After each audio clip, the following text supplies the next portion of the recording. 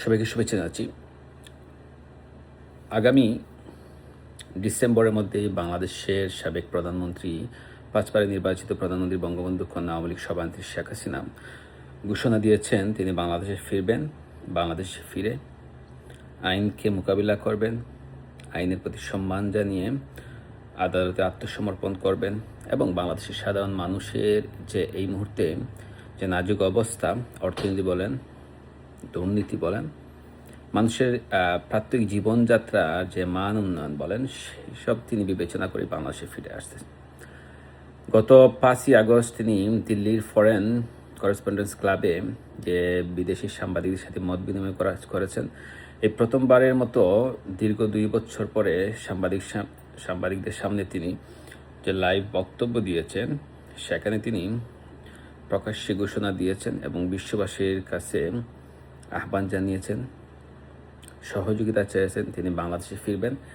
বাংলাদেশে ফিরে তার প্রতি যে অন্যায় অবিচার করা হচ্ছে বা হয়েছে, সেগুলো তিনি প্রতিকার চাইবেন আদালতের মাধ্যমে, সেটি তিনি প্রকাশ্যভাবে ঘোষণা দিয়েছেন।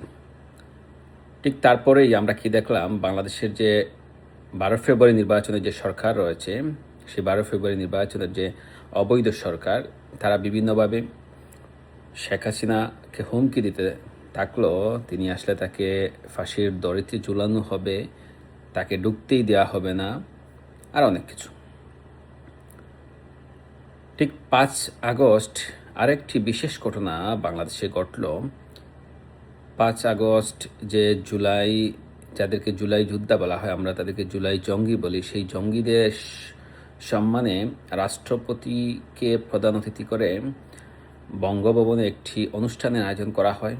সেই অনুষ্ঠানে যে জুলাই জঙ্গি নামক যে সন্ত্রাসীরা, তাদের হট্টগোলের কারণে সেই অনুষ্ঠান পণ্ড হয়ে যায় এবং সেখানে উপস্থিত থাকা বিদেশি কূটনীতিকরা সেখান থেকে পালিয়ে যান বা চলে যান বা দৌড়ে সেখান থেকে চলে যান। কারণ সেখানের ভিতরের অবস্থা এতটাই ভয়াবহ ছিল, তারা সেখান থেকে পালিয়ে যেতে বাধ্য হন।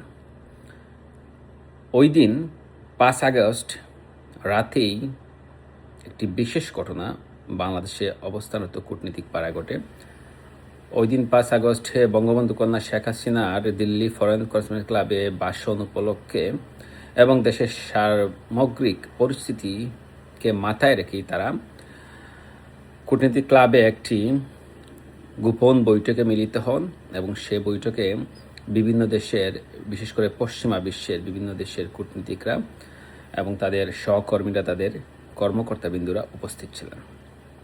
তাদের একটাই কথা বা একটাই এখন উদ্দেশ্য, কিভাবে বাংলাদেশের রাজনীতি সুশৃঙ্খল এবং রাজনীতি কিভাবে আওয়ামী লীগের প্রাসঙ্গিকতা, কিভাবে শেখ হাসিনা বাংলাদেশে ফিরে আসবেন, সেই সব বিষয় নিয়ে তারা তাৎক্ষণিক আলোচনা করেন। এই মুহূর্তে আরেকটি খবর আমাদের কাছে রয়েছে বা আমাদের কাছে এসেছে। আগামী 10ই আগস্ট, আর 2 দিন পরে আগামী 10ই আগস্ট বাংলাদেশে কূটনীতিক পাড়ায় একটি বিশেষ বৈঠক অনুষ্ঠিত হয়ে যাচ্ছে। সেখানে বাংলাদেশে নিযুক্ত বহির্বিশ্বের, পশ্চিমা বিশ্বের সকল কূটনীতিক এবং বহির্বিশ্বের সকল কূটনীতিকরা সেখানে উপস্থিত থাকবেন এবং তাদের ম্যান্ডেট হচ্ছে শেখ হাসিনাকে বাংলাদেশে নিরাপদে ফিরিয়ে আনা এবং আওয়ামী লীগের রাজনীতির উপর থেকে নিষেধাজ্ঞা প্রত্যাহার করা, আওয়ামী লীগের রাজনীতিকে প্রাসঙ্গিকতা, এইসব বিষয়ে তারা কথা বলবে। কারণ এখানে তাদের অনেকটাই স্বার্থ রয়েছে, কারণ বিশ্বের বিভিন্ন দেশের ইনভেস্টমেন্ট বাংলাদেশে রয়েছে। কারণ তারা দেখতে পাচ্ছে বিগত 24 মাস থেকে বাংলাদেশে কোনো বিনিয়োগ আসছে না, বাংলাদেশের রাজনৈতিক যে পরিস্থিতি স্টেবল না।